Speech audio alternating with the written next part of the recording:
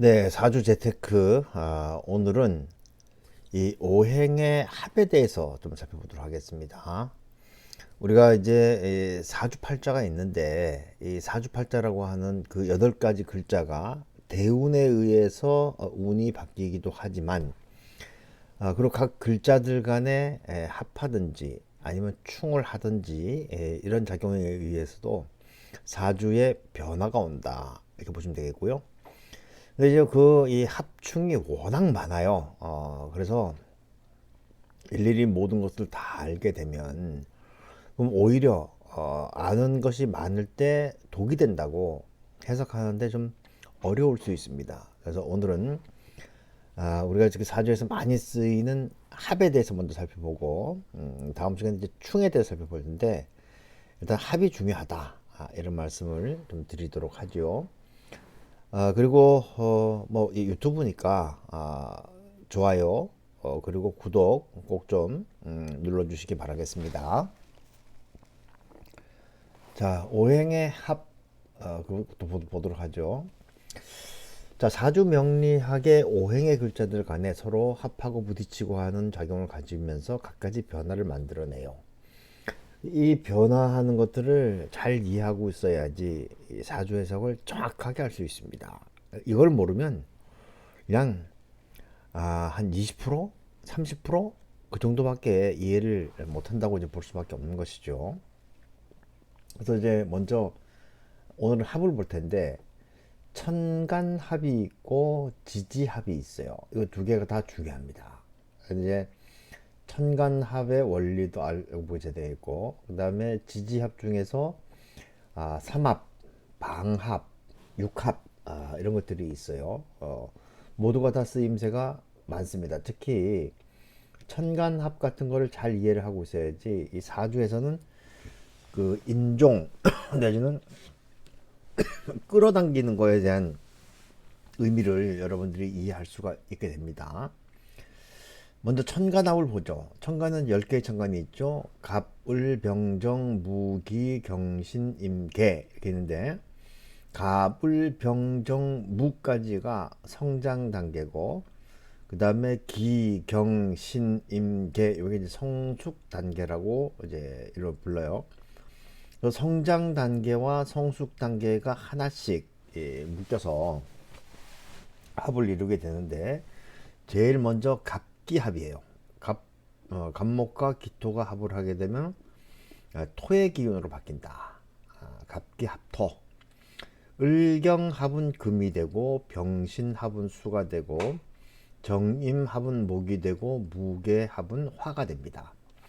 그러니까 내가 예를 들어서 토가 필요한데 간목이 있어요.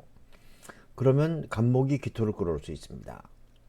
그리고 내가 금이 필요한데 그 을목이 있어요. 그러면 을목이 경금을 끌어올 수 있어요. 내가 신금이 있는데 병화가 필요해요. 그럼 끌어올 수 있습니다. 그래서 이 원리들을 여러분들이 잘 알고 계시는 게 중요합니다. 다시 한번요. 갑기합, 을경합, 병신합, 정임합, 무게합. 그때 어떻게 화를 하느냐? 갑기합토, 을경합금, 병신합수, 정임합목, 무게합화 이렇게 이루어진다는 겁니다. 갑기합을 하게 되면 말씀드린 바와 같이 이 토의 성질을 변하고 을경합을 하게 되면 금, 병신합을 하게 되면 수, 그 다음에 정임합을 하게 되면 목, 무기합을 하게 되면 화가 된다. 이렇게 말씀드렸고요. 천간합은 합으로 인해서 글자의 성질이 바뀌는 거죠. 나에게 물이 필요한데 사주에 개수가 있단 말입니다. 근데 내가 개수가 꼭 필요한데 무토가 와버리면 합해서 없어져 버리는 거예요. 그 개수가 나 작용을 하지 못하는 거죠. 반대로 나한테 화기운이 필요한데 화가 없어요. 근데 뭐 무게합을 해가지고 화기운이 생겨나잖아요. 그렇게 되면 나한테는 이익이 되는 그런 것들이 되겠고 또 한 가지 여러분들에게 팁을 하나 드리면 요 양의 글자 요 양의 글자들이 이렇게 합을 하게 되면 이제 음의 글자로 바뀌는 거예요. 갑기합을 하게 되면 토도 되기도 하지만 요 갑목이 을목의 성향을 띠게 됩니다. 을경합을 하게 되면 금이 되기도 하지만 이 경금이 신금의 이 성질을 띠게 되고, 병신합을 하게 되면 병화가 정화, 정임합을 하게 되면 임수가 계수, 무기합을 하게 되면 무토가 기토의 성질로 바뀐다. 이것도 여러분들이 알고 계실 필요가 있어요. 이게 굉장히 중요한 그런 그 글자라는 겁니다. 자, 그리고 이제 천간합이 있다고 해서 무조건 다 되느냐? 예, 천간의 글자가 서로 멀리 떨어져 있는 경우에는 합이 제대로 되지 않는 걸로 본다. 이게 이제 전통적인 해석 방법이에요. 근데 이게 크게 의미는 없습니다. 또 두 글자 사이에 합을 방해하는 글자가 놓여 있는 경우, 이런 경우도 합이 잘 이루어지지 않는다고 하는데, 실제로 사주를 봐보면 그게 뭐 그렇게 신통하진 않은 것 같아요. 그리고 일간과의 합은 이루어지지 않는다. 그래요. 일간과의 그 천간합은 이루어지지 않는데, 근데 이때는 어떻게 해석을 하냐면 일간이 묶인다 이렇게 보는 거예요. 왜냐면 일간이 간목인데 목의 성질을 가지고 태어났단 말이에요. 기토가 와서 토기로 바뀌어버리면 내가 완전히 바뀌어버리는 거잖아요. 이런 경우는 생기지 않는다. 그래서 일간이 묶인다라고 표현을 하는 겁니다. 묶인다. 근데 그 의미를 여러분들이 잘 알고 계셔야 됩니다. 지지 쪽으로 가게 되면 지지는 이제 방합이 있고 삼합이 있고 육합이 있는데, 이 중에서 이 삼합이 제일 강력한 합입니다. 그다음에 방합도 중요하고 육합 중에서는 이제 쓸 수 있는 게 한 두 가지 정도밖에 없어요. 그런 것도 여러분 알고 계시면 되겠고, 한번 보죠. 자, 지지합인데 이제 우리가 지지를 이제 계절별로 묶어보면은 임묘진, 사오미, 신유술, 해자축 이렇게 되잖아요. 그래서 임묘진이 목국이에요. 목국. 목으로 돼 있는 거고, 사오미가 화, 신유술이 금, 해자축이 토. 이렇게 돼 있단 말입니다. 이거는 그러니까 별로 어려운 건 아니지요. 어려운 건 아닙니다. 그래서 방합은 같은 방향을 그리는 것들이에요. 그러니까 임묘지는 동쪽, 사오미는 남쪽, 신유술은 그 서쪽, 해자축은 북쪽. 그죠? 임묘지는 봄, 사오미는 여름, 신유술은 가을, 해자축은 겨울. 그러니까 이제 동쪽이냐 남쪽이냐 서쪽이냐 북쪽이냐 같은 방위에 속해 있는 것이기 때문에 방합이라 한다. 그래서 이거는 이제 세력 조직이라고 합니다. 세력 조직. 봄 기운 뭐 임묘진, 그다음에 여름 기운 사오미, 가을 기운 신유술, 겨울 기운 해자축. 이게 뭐 두 개 정도만 있어도 충분히 이루어진다. 그리고 이제 여기가 자오묘유를 이제 왕지라고 해요. 근데 인신사회를 생지, 그다음에 진술충미를 고지 이렇게 부르기도 합니다. 그래서 삼합 같은 경우에는 그런 것들을 묶어가지고 신자진, 해묘미, 인오술, 사유축 이거 무조건 외우셔야 돼요. 신자진은 수가 되고, 해묘미는 목이 되고, 인오술은 화가 되고, 사유축은 금이 되는 거예요. 그러니까 생지, 그다음에 왕지, 고지 있을 때 이 왕지를 가장 왕성한 이 왕지를 중심으로 하는 거고, 생지 같은 경우에는 뭐 막 태어나는 그런 상황이기 때문에 여기는 이제 다 이게 역마의 기운들이에요. 신금, 해수, 임목, 사화 이게 전부 다 역마의 기운이고, 그다음에 여기 있는 것들은 다 뭐냐면 좌오묘유는 뭐 도화입니다. 도화. 빨갛게 익는 거니까 이렇게 보시돼 있고요. 그 지지삼합은 기본적으로 좌오묘유를 중심으로 하고, 신자진이니까 뭐 북쪽 겨울이 되겠죠. 인호술은 남쪽 화가 되고, 해묘미는 동쪽 목이 되고, 사유축은 서쪽 금이 된다.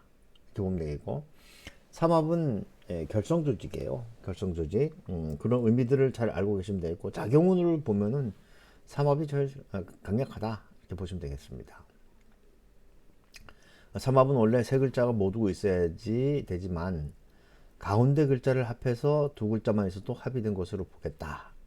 이렇게 보는 거예요. 이때 뭐 반합이라고 하는데 반합이 되기도 하고 또 끌어올 수도 있고 이제 그렇습니다. 그래서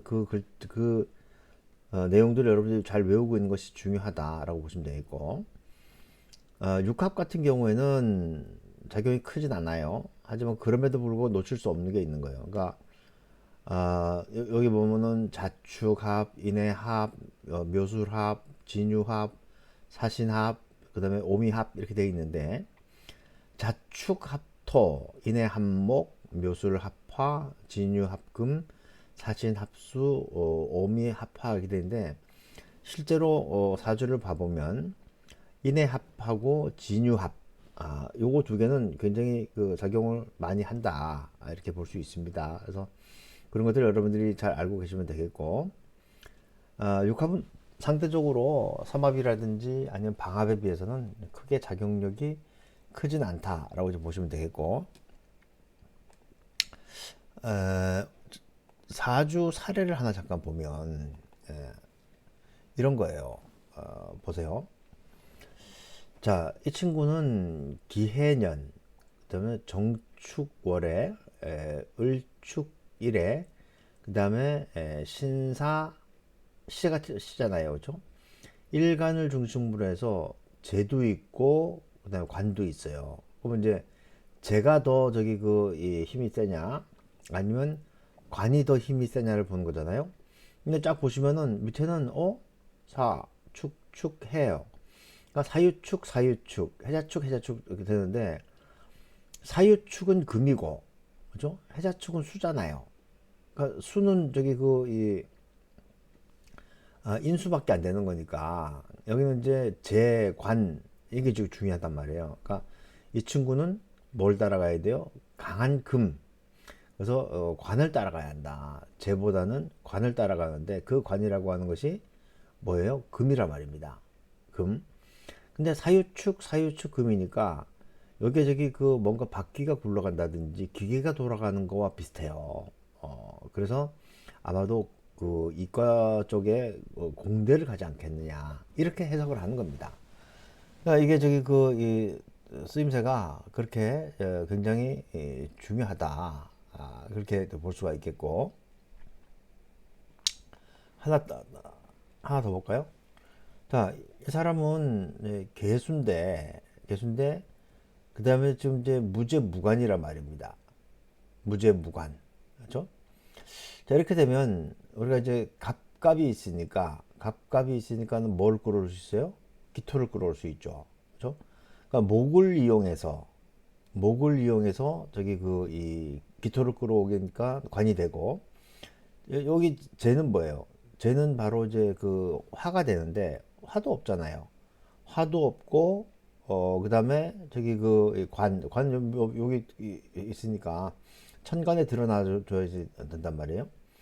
근데 화를 만들 수 있는 건 뭐예요? 개가 두 개가 있으면 뭘 끌어올 수 있어요? 무토. 그러면서 그 무게합 화를 만들 수 있잖아요. 그죠? 그러니까 이런 경우에는 어떻게 되냐면 본인의 노력에 의해서 돈을 벌게 돼요.